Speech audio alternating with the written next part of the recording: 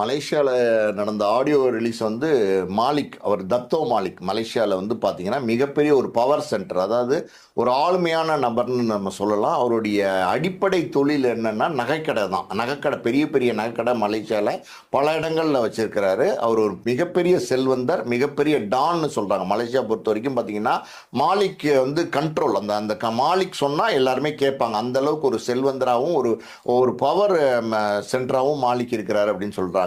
So இது இல்லாமல் பார்த்தீங்கன்னா மாலிக் வந்து இன்னைக்கு புதுசு கிடையாது சினிமாக்கு. சினிமாவில் வந்து பல பிரபல நடிகர்களுடைய படத்தை மாலிக் தான் விநியோகஸ்தம் வாங்குவார், மலேசியா உரிமையை வாங்குவார். அந்த வகையில் பார்த்தீங்கன்னா சமீபத்தில் வந்த கூலி கூட மாலிக் தான் வந்து உரிமையை வாங்கியிருந்தார். கூலியை கூட பார்த்தீங்கன்னா இந்த பேட்ஜ் கொடுக்கறது அது இது நிறைய விதவிதமான டிஃப்ரெண்ட்டான ப்ரொமோஷன்ஸ்லாம் பண்ணார். இந்த படத்தை பொறுத்த வரைக்கும் பார்த்தீங்கன்னா ஜனநாயகனுடைய உரிமையை வந்து 12 கோடி ரூபாய்க்கு மாலிக் வாங்கியிருக்காரு. 12 கோடி ரூபா அப்படிங்கிறது பெரிய விலை, நிச்சயமாக மிகப்பெரிய விலை. அவ்வளோ பெரிய விலையை கொடுத்து மாலிக் வாங்கும் போதே மாலிக் ஒரு கண்டிஷன் வைக்கிறார் அந்த தயாரிப்பு நிறுவனத்துக்கு. அது என்ன அப்படின்னா, இந்த ஆடியோ ரிலீஸ் வந்து மலேசியாவில் நடத்தினா நான் இவ்வளோ பெரிய விலை கொடுக்குறேன் அப்படின்னு சொல்கிறாரு.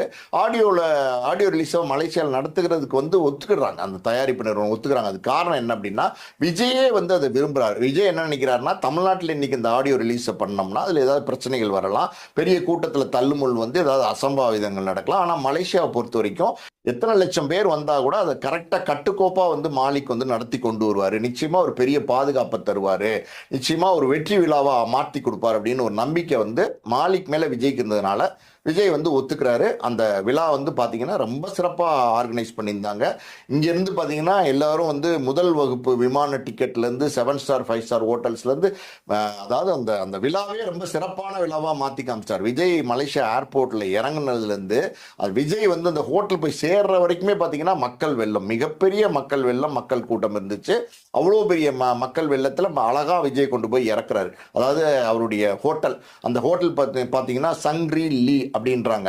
சங்க்ரி லா அப்படிங்கிற ஹோட்டலில் அங்கே வந்து 2000 பேர் காத்திருக்காங்க. அந்த அந்த லாபியில் காத்திருக்காங்க, ரிசப்ஷனில். அவங்க யார் அப்படின்னா 2000 ரிங்கெட், மலேசியா பணம் 2000 ரிங்கெட் கொடுத்து டிக்கெட் வாங்கியிருக்காங்க வந்து விஜயை பார்க்கறதுக்காண்டி. விஜயை வந்து தனியாக பார்க்கணும். அந்த அதாவது ஒரு 90,000 பேர் அந்த ஆடிட்டோரியத்தில் வந்து விஜயை பார்த்தாங்க. ஆனால் ஒரு 2000 பேர் இருக்கிற கூட்டத்துக்குள்ளே தனியாக பார்க்கறதுங்கிறது ஒரு பெரிய விஷயமா நினச்சி பார்த்தீங்கன்னா டிக்கெட் வாங்கியிருக்காங்க 2000 ரிங்கெட் கொடுத்து. அது தமிழ், அதாவது நம்ம இந்திய மதிப்புக்கு 44,000 45,000 ரூபா ஒரு டிக்கெட்டுடைய விலை. ஸோ வந்து பார்த்தீங்கன்னா எல்லாருக்கும் விஜய் அந்த ஹோட்டலுக்குள்ள போனதுக்கப்புறம் எல்லாருக்கும் கை காமிச்சிட்டு போக ஆரம்பித்தார். அப்போ ஒரு வயசான பெண்மணி பார்த்தீங்கன்னா அவங்களும் அந்த டிக்கெட் வாங்கினவங்க தான். அவங்க வந்து விஜய் சார் உங்களோட ஒரு ஃபோட்டோ எடுக்கணும் அப்படின்னோடனே அவங்கள பக்கத்தில் வர வச்சு ஒரு செல்ஃபி விஜய் எடுத்துக்கிட்டாரு. விஜயே வந்து பார்த்தீங்கன்னா ரொம்ப சந்தோஷமாக இருந்தார். அதாவது இப்படி ஒரு ஒரு வெற்றி விழா, இது வந்து விஜயினுடைய கடைசி சினிமா விழா, அது மிக சிறப்பாக நடந்துக்கிட்டு இருக்குன்னு ரொம்ப சந்தோஷமாக இருந்தார். அதாவது விஜய் தங்கியிருந்த அந்த 5 ஸ்டார் ஹோட்டல் இருக்கு இல்லையா, அதாவது சங்க்ரி லா அப்படிங்கிற ஹோட்டலுடைய வாசலில் சுற்றி பார்த்தீங்கன்னா ஆயிரக்கணக்கான மக்கள் வந்து அன்று இரவு காத்துக்கிட்டே இருந்தாங்க. விஜயண்ணா விஜயண்ணான்னு கத்திக்கிட்டு, தளபதி தளபதின்னு கத்திட்டு இருந்தாங்க. ஸோ காலையில் எந்திரிச்சு விஜய் வந்து எல்லாருக்குமே வந்து ஒரு கை காமிச்சிருக்காரு. ஸோ இதெல்லாமே வந்து விஜய்க்கு வந்து சந்தோஷத்தை கொடுத்துருக்கு. மக்கள் இவ்வளோ தூரம் நம்ம மேலே அன்பு வச்சிருக்காங்களே, அதாவது நாடு கடந்து போகும்போது கூட நம்ம மேலே மக்கள் இவ்வளோ அன்பு வச்சிருக்காங்களே, தமிழ் மக்கள் இவ்வளோ ஆசையும் பாசமும் நம்ம வச்சிருக்காங்களே அப்படின்னு விஜய் நினைச்சாரு. அந்த விழாக்கு ஆரம்பிச்சதுலேருந்து பார்த்தீங்கன்னா பலவிதமான கலை நிகழ்ச்சிகள் அந்த விழாவில் நடந்துச்சு. அந்த விழாவே வந்து சிறப்பான விழாவாக இருந்துச்சு. கிட்டத்தட்ட 7 மணி நேரத்துக்கு அந்த விழா நடந்துச்சு. அதில் வந்து பார்த்தீங்கன்னா சிறப்பாக சொல்லணும் அப்படின்னா விஜயோடைய அம்மா ஷோபா இருக்காங்க இல்லையா, அதை வந்து கோடம்பாக்கம் ஏரியா அந்த பாட்டு வந்து பாடினாங்க சிவகாசி படத்துலேருந்து. அந்த பாட்டில் ஒரு லைன் வரும், நீங்களும் சிஎம் ஆகலாம் அப்படின்ற மாதிரி ஒரு லைன் வரும். அந்த ஆடிட்டோரியமே அதிர்ச்சி, பயங்கரமாக கிளாப் பண்ணி என்ஜாய் பண்ணாங்க. விஜய்க்கு ஒரு க்ளோஸ் ஷாட் கட் பண்ணால் விஜயுமே அது வந்து லைட்டாக புன்முறுவல் காட்டி சிரிச்சாரு. அது அவருமே வந்து விரும்புகிறார் அப்படிங்கிற மாதிரி அவருடைய முகம் எக்ஸ்பிரஷன்ஸ் வந்து இருந்துச்சு. அது இல்லாமல் பார்த்தீங்கன்னா இதுக்கு முக்கியமான விருந்தாளிகளாக அட்லி, லோகேஷ் கனகராஜ், அப்புறம் நெல்சன் 3 பேரும் அழைக்கப்பட்டிருந்தாங்க. 3 பேர் மேடைக்கு வந்தாங்க, அவங்க பேசினாங்க. விஜய் வந்து அட்லி வந்து கட்டி பிடிச்சி முத்தம் கொடுத்தாரு. எல்லா விதமான சிறப்பான விஷயங்களும் நடந்துச்சு. எஸ்.ஏ. சந்திரசேகர் அவருடைய தகப்பனார் வந்து இந்த விழாவில் பேசிட்டு என்னால் ஓடி வர முடியாதுப்பா அப்படின்னு சொல்லி விஜயை பார்த்து திரும்பி நின்னோன்னே விஜய் வந்து ஓடி வந்து அப்பாவை கட்டி பிடிச்சது நெகிழ்ச்சியான பல தருணங்கள் இருந்துச்சு. ஆனால் விஜய் எப்போ பேசுவார் அப்படிங்கிற ஒரு எதிர்பார்ப்பு இருந்துச்சு.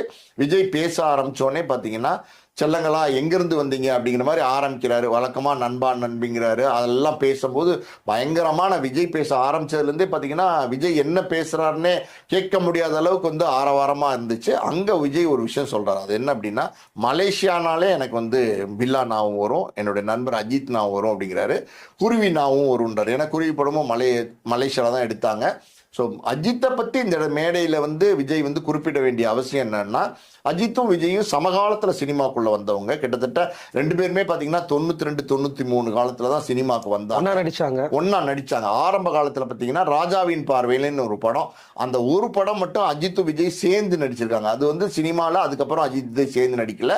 ஆரம்பத்துலேருந்தே அஜித் விஜய் வந்து போட்டி நடிகராக இருந்தால் கூட அஜித்துக்கும் விஜய்க்கும் அந்த நட்பு ஒன்று இருக்குது பார்த்தீங்களா, அது பர்சனலாக அந்த நட்பு எப்போவுமே தொடர்ந்துட்டு இருக்கு. அஜித்துக்கு ஏதாவது பிரச்சனையா, ஏதாவது விபத்து, ஒரு ஆப்ரேஷன் எதுவாக இருந்தாலும் விஜய் வந்து உடனே வந்து அஜித்தை நேர போய் பார்க்கறது, இல்லை அஜித்துக்கு வந்து ஃபோன் பண்ணி கேட்கறது, அப்படி தொடர்ந்து இருந்துகிட்டே தான் இருந்துச்சு. ஸோ அஜித்தோட தகப்பனார் இறந்தப்ப கூட பார்த்தீங்கன்னா விஜய் வந்து அவருக்கு வந்து வருத்தங்கள் தெரிவிச்சிருந்தாரு. இந்த நட்பு அது வந்து இன்னை வரைக்கும் தொடர்ந்துகிட்டு தான் இருக்கு. அஜித் வந்து மலேசியாவில் சில நாளைக்கு முன்னாடி கார்லெஸ்ல இருந்தாரு.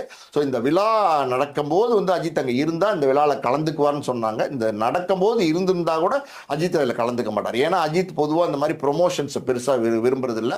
என் வழி தனி வழின்னு அவர் போயிட்டு இருக்காரு ஒரு ட்ராக்ல. ஆனா அந்த நட்புன்னு ஒன்று இருக்கு பார்த்தீங்களா, அது ரொம்ப ஆழமான நட்பா வந்து அஜித் விஜயோட நட்பு எந்த காலத்திலையுமே இருக்கு. ரெண்டு பேருமே நெருங்கிய நண்பர்களா, நெருங்கிய அவங்களுடைய சுகதுக்கங்களை வந்து பகிர்ந்துகிட்ட காலங்களும் உண்டு.